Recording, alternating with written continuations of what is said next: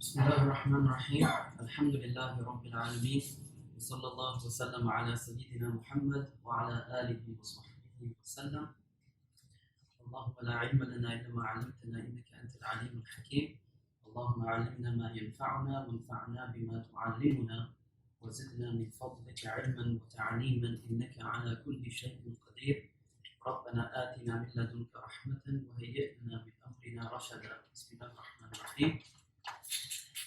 Inshallah ta'ala, I just wanted to share with you all some just brief remarks about the topic of leadership or leadership in the faith as it is presented in some select verses from the Holy Qur'an.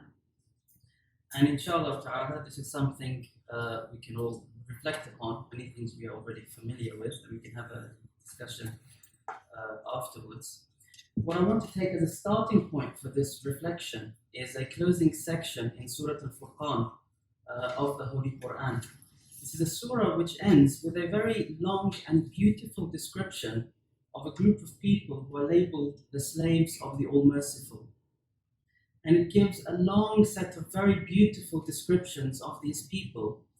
And what's fascinating is, before it enters that description, it has a verse describing the opposite, a verse describing the idolaters. And it says, to translate, it says, when it is said to them to prostrate to the All-Merciful, they say, who is this All-Merciful? Shall we prostrate to whom you call us to? And they turn further away. And immediately thereupon, we are ordered to prostrate ourselves. And so the passage begins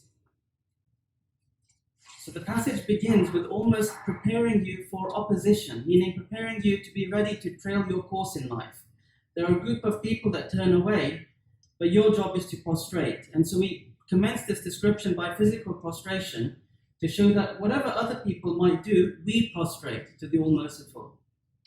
We arise from the prostration, humbled before Allah, and then we have a beautiful description of who? The slaves of the All-Merciful. And this description goes on, describes how they walk gently on the earth, describes how they are so decent and dignified in the face of people who are harsh and ignorant towards them, describes how they spend their nights in prayer and prostration, describes how their dua to Allah is to seek protection from the hellfire, describes how they are responsible in their charity. They neither spend everything nor do they spend little, but they are people who are careful. They worship only Allah. They don't have anything to do with the great sins of killing or adultery. They are people of repentance. They never swear an oath falsely to support a false claim. And then after that, the very final description, which you'd think of maybe as a showstopper, they do this and they do this and they do that, before going on to what they're going to have in return. The final showstopper, if you like, is just a supplication. It's something that they say between themselves and Allah subhanahu wa ta'ala, something we are taught to say, because obviously we are encouraged to be the slaves of the All-Merciful in this beautiful passage. And the supplication that we are being taught is رَبَّنَا هَبْ لَنَا مِنْ أَزْوَاجِنَا وَمِنْ ذُرِّيَّاتِنَا قُرَّةَ أَعْيُنٍ. Oh, our Lord, gift us, bless us, give this incredible gift. And what is that gift? It's that our spouses and our children should be a cause of incredible comfort to us. Literal translation, the coolness of our eyes.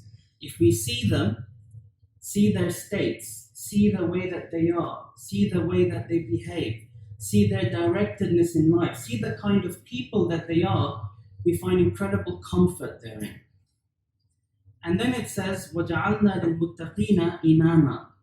And make us, for those who are God-fearing, make us leaders, make us imams. An imam is somebody who is followed. So make us people who the God-fearing want to follow. And so this incredible description of slavehood, ibadah in Arabic is about negation of self. In the Arabic language, the word ibadah, they say, comes from the phrase tariq mu'abbad, which means a road in the desert that's been trodden on. Animals and humans, have trodden that road. So you'll see it's been patted down. It is lower than the rest of the desert. And so ibadah is about negation of self, lowering yourself completely and utterly before the only one who deserves that. إِيَّاكَ نَعْبُدُ, you're the only one before whom we utterly negate ourselves. We utterly abase ourselves. So these people who have utterly lowered themselves and abased themselves before the all-merciful Lord, what is that show-stopping interest that we are told of them is they're seeking to be leaders. They're seeking to be people who people want to follow, people want to know about. People want to know about how they are, how they behave, so they can follow in their footsteps. And so this supplication then brings about a question, because it might seem odd. Why are the people who negate self and seek the next life suddenly being told to seek some prominence, if you like, in this life? And so it's to reflect on that, we want to look at maybe a few verses and come back again to think about this verse. So we can start by saying that leadership, imamhood, is a phrase that comes a fair bit in the Holy Qur'an. It refers to those who are bad. You have a'immat al-kufr, people who are followed by throngs of people in all forms of delusion and misguidance. And then you have a'immat huda, the people who are followed and being directed to what is guidance to Allah subhanahu wa ta'ala. That's why the phrase imam comes from the Arabic word amma, and amma means directedness, qasd. And so an imam is someone who is directed themselves. They have direction, they have clarity, they have a course that they're charting. And that's why people follow them, because people are seeking directedness. They're seeking to know what should we be doing. And so you have individuals who stand out for the clarity of purpose and their distinctive resolve and their directedness, and people follow them. These are the imams. And the great imam who's celebrated in the Holy Qur'an, right in the first surah, right in the first juz of the Holy Qur'an, is our master Ibrahim, alayhi salatu wassalam. And so Allah subhanahu wa ta'ala says of him, وَإِذِ ابْتَلَى إِبْرَاهِيمَ رَبُّهُ بِكَلِمَاتٍ, Allah subhanahu wa ta'ala, his Lord, his tender Lord, tested Abraham with some injunctions. And he had some very weighty injunctions that he was tested with, as you will know. Injunctions of leaving his homeland, leaving a child in the desert, slaughtering a child. Very weighty injunctions.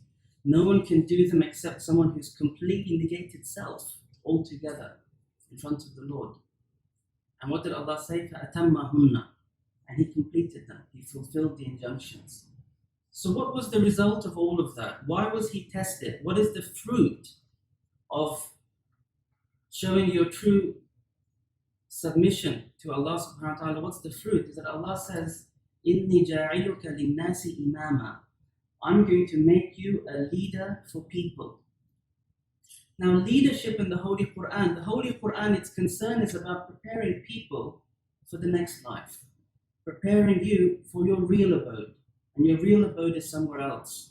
And so the leadership the Qur'an is concerned with is a leadership that guides people in their throngs to success, the real success in the real abode. And so that's why religion is so concerned with leaders, because the vision of religion is a social vision. It's about bringing together people to pray, so they have to have a leader to guide them and instruct them and be a symbol for their prayer. They have to come together for charity. They have to come together to remember their Lord, and so people need others to show them, to guide them. And that's why religion does not work without figures, people who represent and embody religion, whom people can follow. And that's why the word imam in the Quran is used primarily with the prophets and those who follow in their footsteps. And so Ibrahim then is told to be a leader, and he responds by saying, وَمِن ذُرِّيَّتِي, and what about my children? And so you have this figure, a figure who's completely negated self, and we're being told that seeking leadership for the sake of God is not from the desires of the self, but it's from submission to the Lord. And so his interest is then, well, will my children also have a share of this? Will my family continue to be people who guide people to the truth? And this interest in family comes in our supplication as well. Okay, so we'll come back to it, an interest in family. And then Allah subhanahu wa ta'ala responds, well, my covenant is not for the wrongdoers. Again, leadership is about people, the kind of person you are. And if the kind of person you are means you're not directed to Allah, you can't be a leader. Not the leader that this book is talking about.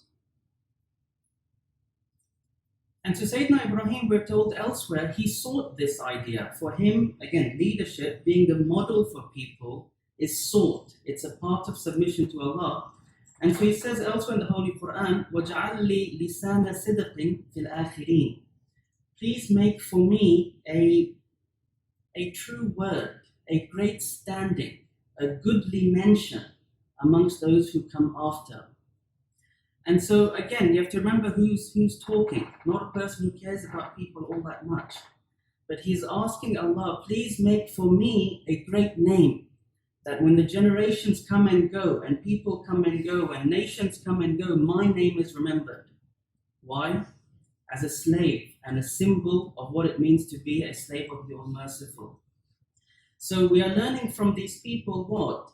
Seeking to be a model for the religion of Allah is sought.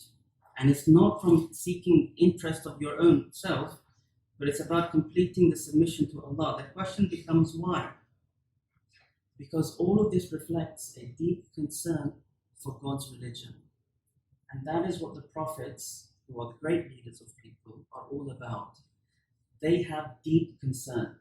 They are deeply concerned that the religion of Allah should continue on this earth. Why? Because they have another deep concern. The other deep concern is they have a very deep concern for people. They are deeply concerned about people. And so when you learn about the leadership of the prophets, you realize that it comes from concern. And if a person is not concerned about the religion of Allah, because that person is not concerned about the slaves of God, the people who walk on this earth, this person hasn't completely understood the religion.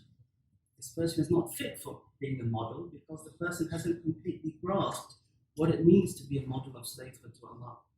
And that's why in the Holy Qur'an you find repeated messages where Allah is directing to the Prophet sallallahu alaihi wasallam to not worry too much about people. Why? Because he is so worried about people, it keeps him up at night. لَعَلَّكَ بَاخِعٌ نَفْسَكَ عَلَى آثَارِهِمْ إِن لَمْ يُؤْمِنُوا بهذا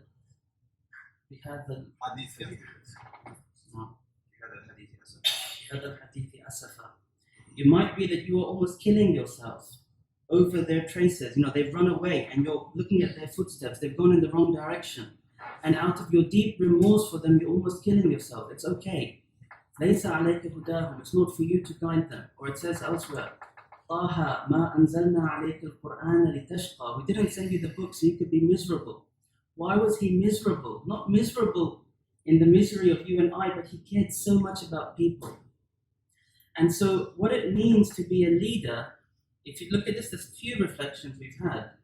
It starts from negation of self. It starts from the idea that you are nothing before Allah subhanahu wa ta'ala. And if it starts from something else, then you're somewhere else. It's the other imam who you don't have any interest in. And from negation of self, you realize that what it means to be a slave of the All-Merciful, what does it mean to have mercy? It's to embody mercy to people. And your deep concern for the people on this earth, and your deep concern that this religion should reach them pure and serve their needs, because you genuinely believe nothing can serve their needs, that's what drives you. And the final thing of why this is sought by these people is a concern for religion, a concern for people that's very sincere, genuine love for people. The third thing, obviously, is what religion talks about, which is the return to Allah subhanahu wa ta'ala. Genuine concern for your own salvation and your own success. And so what is the religion telling us? What is the Qur'an telling us? Is that, well, everybody's vision has to be, when I stand before Allah subhanahu wa ta'ala, how can I succeed? How can I be someone He's genuinely pleased with, because I only have one shot at this? And you've understood that if my life is spent helping people, if my life is spent helping people find their way, then I've stepped my little foot in the giant footstep left by the prophets, because that's what they were doing. That's what leadership is. And that's why they sought it. That's why we are asked to seek it. Out of a deep concern for the religion of God, a deep concern for the slaves of God, and a deep concern for our own salvation. When these come together, then the loop ends here, to seek to be people who benefit people. And if the concern is not there, then we haven't learned something. And if leadership is sought not for these things, then obviously it is a form of ego trip, and it ends wherever it ends. And that's why the Prophet said, sallallahu alayhi wa sallam, in Hadith al-Bukhari, it's about worldly leadership, but it applies here, of course. He said, Ya Abdurrahman ibn Samura, la tas'al al-imara. He said there was a person seeking, at the latter stages of the Prophet's life, sallallahu alayhi wa sallam, people were seeking to be, governors of particular realms, tax collectors, peoples of some power. And then a lot of people came with interest. And he said to this man, don't seek to be a leader amongst people. Because if this leadership, meaning a position in this world, if it's given to you out of your avid desire for it, you will be left to your devices and will be waiting for you. But if it is given to you not because you were avidly seeking it, Allah will help you in it. So the Qur'an also says, تِلْكَ الدَّارُ الْآخِرَةُ نَجْعَلُهَا لِلَّذِينَ لَا يُرِيدُونَ عُلُوًّا فِي الْأَرْضِ وَلَا فَسَادًا وَالْعَاقِبَةُ لِلْمُتَّقِينَ. He says that next abode, which is obviously the point of all of this, it is for people who don't seek to be high in the land. Don't forget, the slaves of the All-Merciful, the first description is they walk very gently on the earth. They're gentle, humble people. And so they're not seeking to be big. They're not seeking for fingers to point at them. And as soon as we do that, we end up somewhere else. We don't end up where we're meant to be ending up.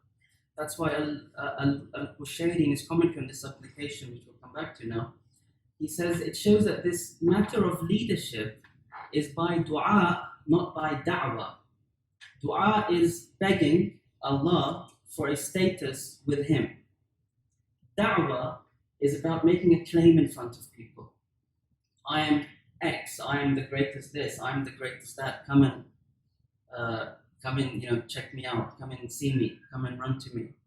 And so you get these two pillars then, like everything in life, it's a middle course, a subtle course that has to be trodden on.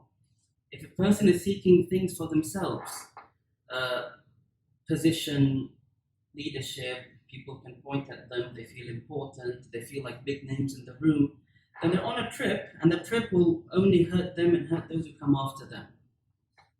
But the real trip is this one. It's about being a slave of the All-Merciful, being humble and begging Him for a status with Him. That's why one last verse, before we come back to the supplication, it speaks about the children of Israel, and they were given the book that was given to Musa alayhi salam. And then Allah subhanahu wa ta'ala says, وَجَعَلْنَا مِنْهُمْ أَئِمَّةً يَهْدُونَ بِأَمْرِنَا لَمَّا صَبَرُوا وَكَانُوا بِآيَاتِنَا يُوقِنُونَ.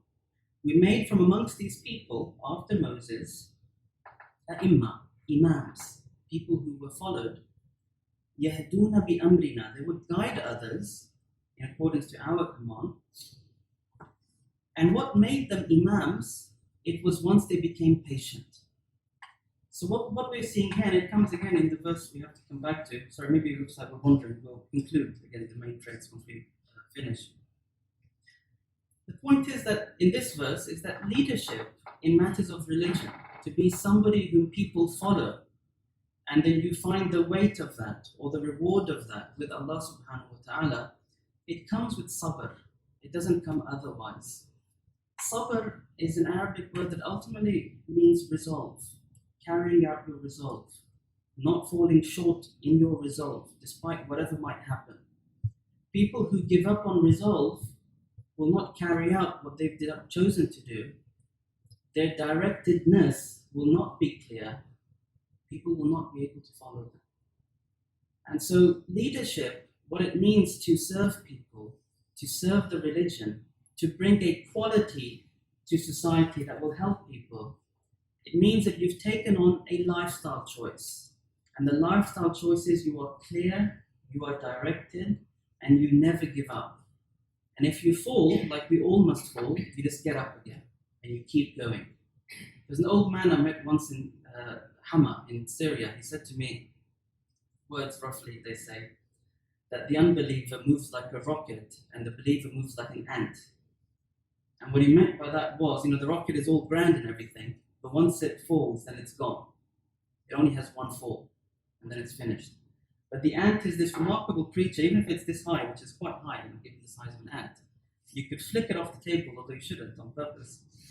And it will tumble and tumble, and you'll find that without any pause, you'll be running again. The ant is a remarkably resilient creature.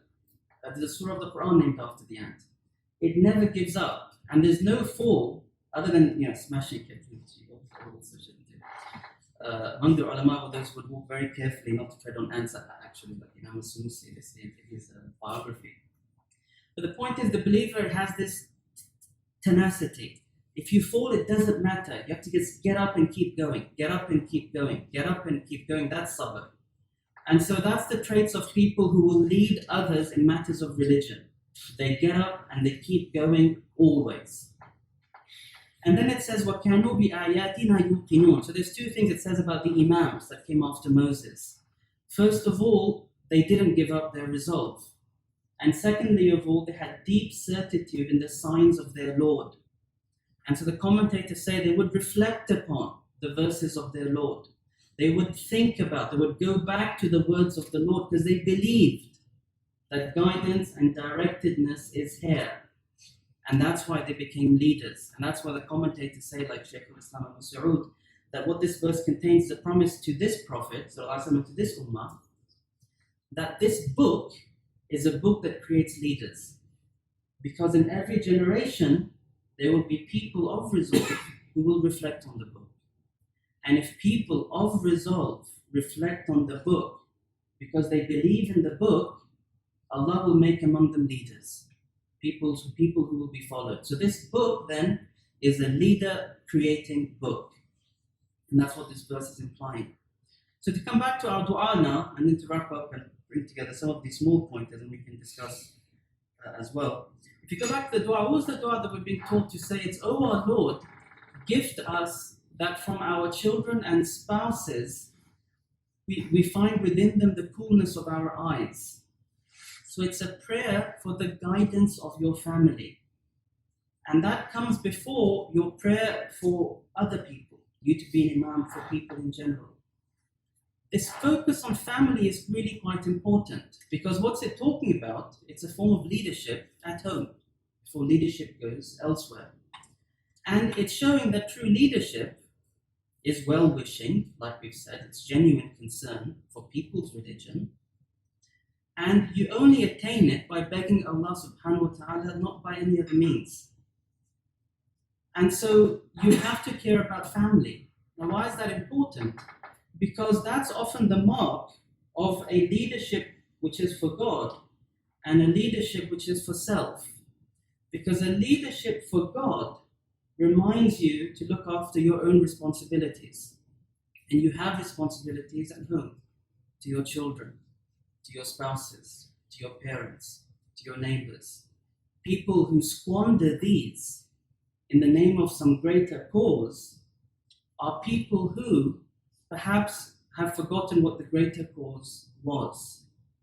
Whereas people who see to their responsibilities as best as they can, and you never will be the perfect parent, spouse, child, neighbor, leader, teacher, manager, because there's so many roles we have to all encompass. But we have to be conscious of our failings and pray for success in all of this.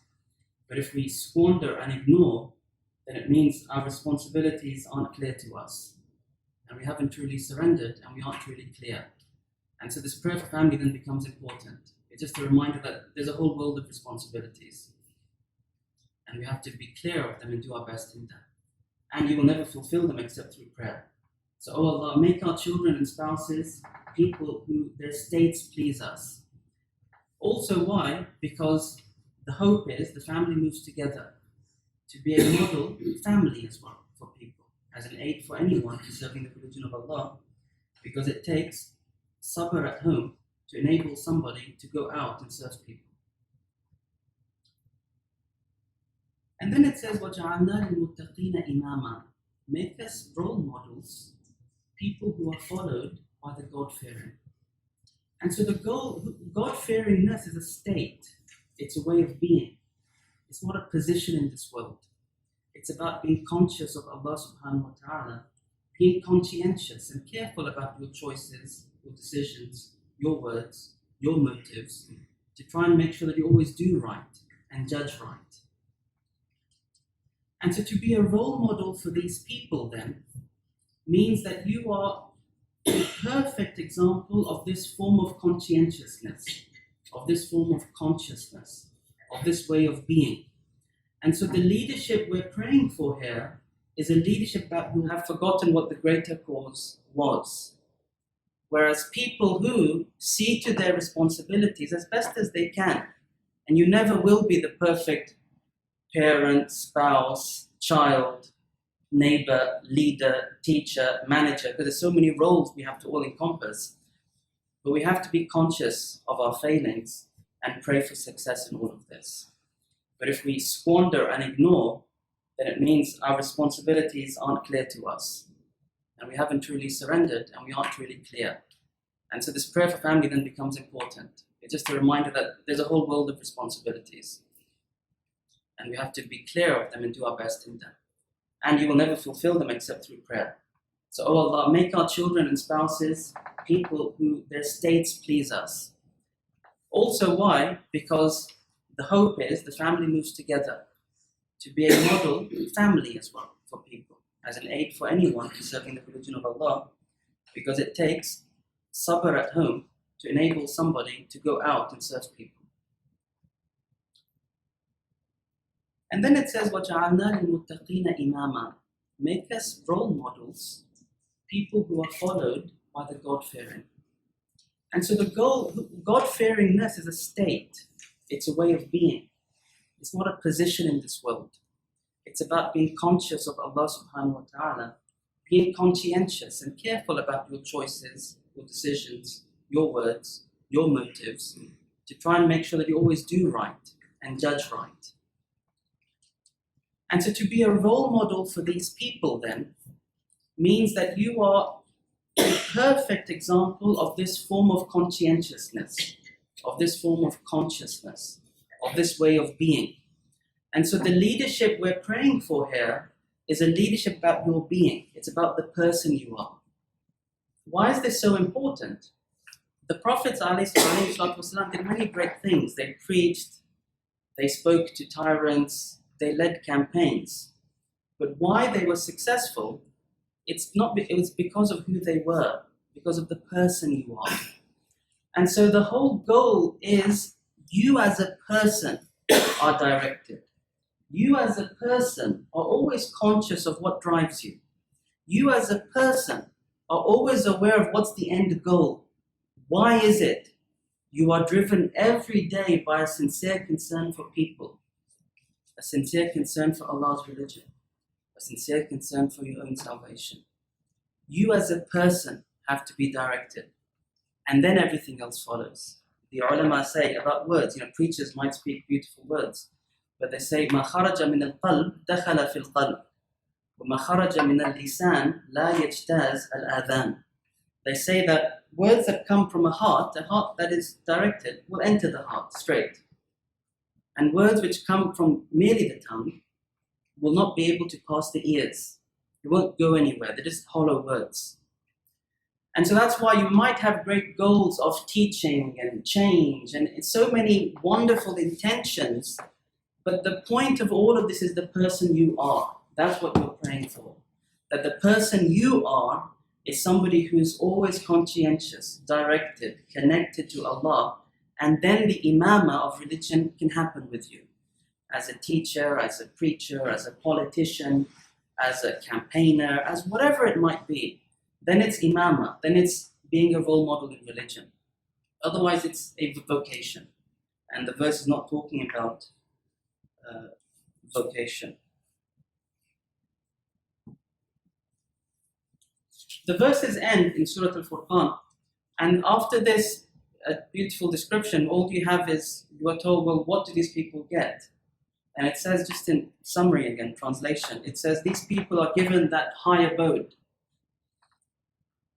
And why? Because they had sabr. Again, that's the ongoing trait. If you don't have resolve, if you can't dust yourself off whenever you fall and get back up again and be directed again, you can't reach these ranks. So it reminds us of that. They have that high station because of their sabr, because of their resolve. And in that high station, they are greeted in every direction with tahiyyah and salam. Oh, may you have a beautiful life. Oh, may you have peace. They will be honored as kings are honored. Everyone wants to greet them. Your Majesty, how are you? To declare my allegiance to you. They were slaves of the All-Merciful, and so He made them leaders on the earth, and He treated them as kings in the next life. They live therein forever, and it's the most excellent abode. And the final verse is interesting. It's a verse to be said to people in general and those who turn away. قُلْ مَا يَعْبَأُ بِكُمْ رَبِّي لَوْلَا دُعَاءُكُمْ. It's a statement actually to people who've turned away. You have no, in summary, you have no real weight or worth with God at all. You have no meaning. You have no significance except for your supplication. Except for your supplication. People, the leadership in religion, like we're saying, starts with humility. We are not anything special. We are nothing. That is ibadah. What gives us worth is the fact that we ask Him. That's it. And if you ask Him and you turn to Him, you have a great worth with Him. And if you don't, you have nothing. And so it says at the end to these people, but you've rejected that dua. And so the consequence is going to come. And then the surah comes to an end. So what I wanted to say with these brief reflections is that all of us are embarking on a program. And it's a lifelong program. It's a lifelong intention of service. And our motive for this service is, as we've said before, it has to be driven by a clarity that we're going to go back to Allah subhanahu wa ta'ala. And in that meeting with Him, we want to succeed. And our Prophet has told us, sallallahu alayhi wasallam, that the best of people are those who benefit people. And He's told that whoever inaugurates an excellent sunnah, an excellent way, will have the reward of everyone who follows that. And to know that those who are closest to the Prophets are the best of people. So this idea has to be clear to us. And it's from this idea we have to understand that the way of religion is to be small before the merciful. And so we have to embody that mercy.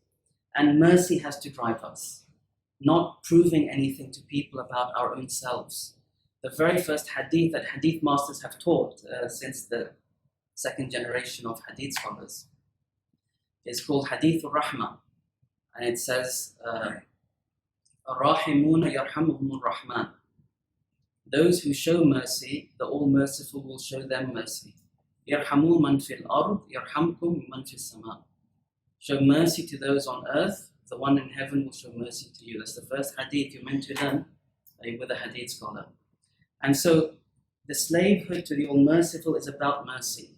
And what drives you after your sense of your need to save yourself is the need to embody mercy. And mercy for people, and knowing that what the Prophets have brought them is what's best for them, that drives us to be role models, ambassadors, people who can guide people, help people, make life meaningful for people. That has to drive us. Otherwise, and whatever it might be, you could be a teacher, you could be a doctor, you could be baking bread for people. If your clarity is there, people will get the message. They'll get it from interacting with you. They'll get it from your words with them. They'll get it from your service to them. But that's where you have to remember. There's a recent tweet Jemima Goldsmith gave that was celebrated on. I thought it was very tasteful. She congratulated Imran Khan for winning this premiership in Pakistan. She said, yeah, after 22 years you've won this. Now your job is to remember why you entered politics in the first place. Because imagine 22 years of struggle and striving and all sorts, you can forget. And if you forget, that struggle is worth nothing. And so the goal then is, how do you remember?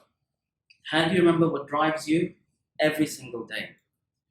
They say people who are successful often repeat affirmations to themselves. You don't have to do that. You look in the mirror and say, I'm the most generous person, I love people, I love God. You can, whatever it might be, you don't have to do it that way, but they say affirmations are a way that people actually genuinely remind themselves. I worked for someone who told me every morning in my list of things to do that day to write down my intention, just like something with your pen. You can come up with whatever you want, but you have to remind yourselves. Otherwise, you might not realize that you're off on some other trip than the trip you wanted to be on. The second thing we've seen is we have to see to our responsibilities. And we all have a plethora of responsibilities. Like I said, we'll constantly feel we're falling short, and that's fine. But you have to be conscious that they're there. You have to do your best and to pray to Allah for success. And after that, if we fall short, then falling short is our trait, and forgiveness is His trait. The question of sabr we've already mentioned. Resolve is about clarity and remembering again what it is that you're doing. What is that you're doing. The other thing we mentioned was a connection with the book. This is a book that's made to create leaders. Whoever connects to this book with resolve and certainty will be a leader in their own little way. They have to be. There's no way they cannot be, because they will embody something that people will respect. And so all of us in our own ways have to connect to the book of Allah subhanahu wa ta'ala, because that's what reminds us. And in fact, if we connect to it regularly, that is the affirmation of which we're speaking. The next thing was this word taqwa that came up in this supplication, that leadership is ultimately about, like I keep saying, you as a person, you as who you are. It's not about what you can say in an elevated pitch. Oh, I'm a teacher and I teach in this and I specialize in this. That's not who you are. That's what you do. And what you do is meaningful depending on who you are. And so this focus has to be clear. It has to be a connection to God, a genuine development of conscientiousness in us. And then I promise you, whatever form of service works for you, service for people, something that will bring meaning into people's lives, when all these dots are connected, then you will be someone special. And what makes it really special is that Allah records you as somebody special. And that's all that matters. Nothing else matters at all. And there's one last story and then we'll stop. This is meant to be brief. I'm so sorry. It's a story in Sahih Muslim about a man called Uwais al-Qarani. It's a very interesting story. A man who used to look after his mother, who had leprosy. He asked Allah to cure him, and Allah cured him. He looked after his mother. He was alive during the time of the Prophet ﷺ, but never made the trip to Medina to be a companion because he was looking after his mother. And the Prophet ﷺ told Umar and Ali radiallahu anhuma about this gentleman and said, if you see him, ask him to pray for your forgiveness. Showing that, again, he saw to his responsibilities. He didn't make much of himself in front of people, but he was much with Allah and he was known. And the Sahaba did find him. And they asked him to pray for them, and he found the attention very uncomfortable, and he left Medina and went to Kufa. There's stories of him, but there's a hadith that says he will intercede on Judgment Day for the likes of Mudar and Rabi'a, I think, are the two tribes that are quoted, a huge group of people. And so the idea is leadership is something, if your direction is true, first of all, it has to happen in its own way, at home, in your neighborhood, in your workplace. It has to happen. But the true ranks are the ranks with Allah, and people won't really know them until you go to the other side. The Qur'an says, يَوْمَ نَدْعُ كُلَّ أُنَاسٍ بِإِمَامِهِمْ. There'll be leaders on the other side. People will be gathered with the people that they've been following. And so on that day, you might be surprised. People like this man we've mentioned, entire tribes are benefiting from this man's leadership, which is only the way he was, and not more than that. So we ask Allah subhanahu wa ta'ala to give us conscientiousness, clarity, and genuine concern for people, genuine concern for Allah's religion, genuine concern for our own salvation, a genuine understanding of responsibility, and to make our short life on this earth a means of great comfort, guidance, success, and clarity for those who we live among and those who come after us. Alhamdulillah.